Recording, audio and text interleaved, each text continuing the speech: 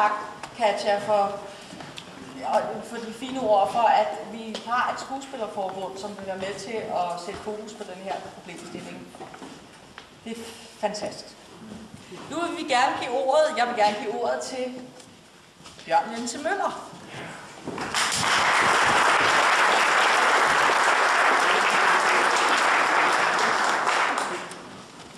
Tak for invitationen. Det gibber i gamle teaterhjerte at få endnu 3 minutter på scenen.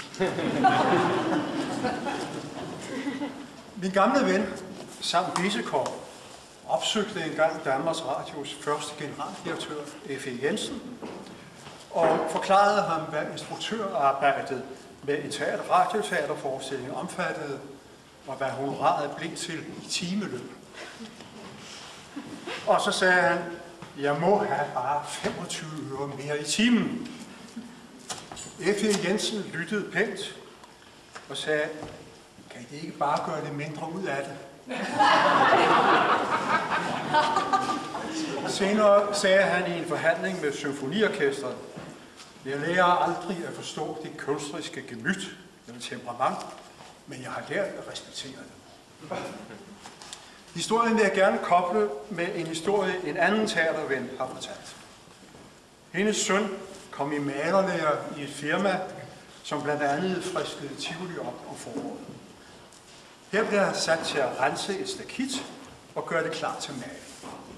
Han vaskede, børstede, skrabede og sleb i bund, til Svenden kom forbi og sagde, er du rigtig klog, dreng? Der skal også være noget at lave til næste år. Samfundet får en utrolig udbud af kunst for de penge, man investerer i den.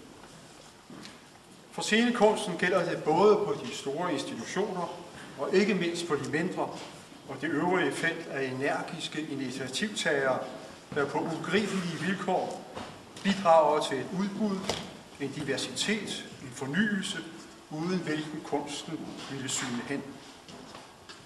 Uden for den kreds, der dog får en eller anden slags vilkår fra det offentlige, stimulerer den en række tilløb af folk, der gerne vil med op på isflagen.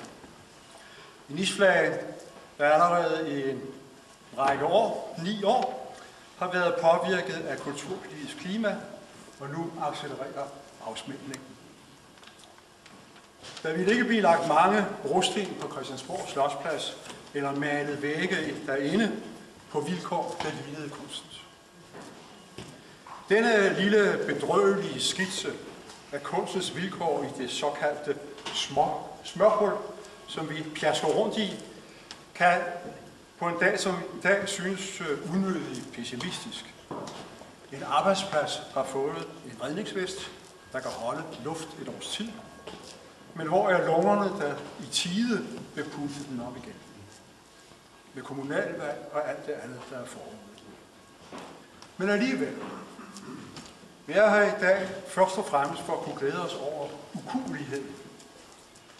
Her er et rum, her skal der spilles teater, sådan har det været i godt 2500 år.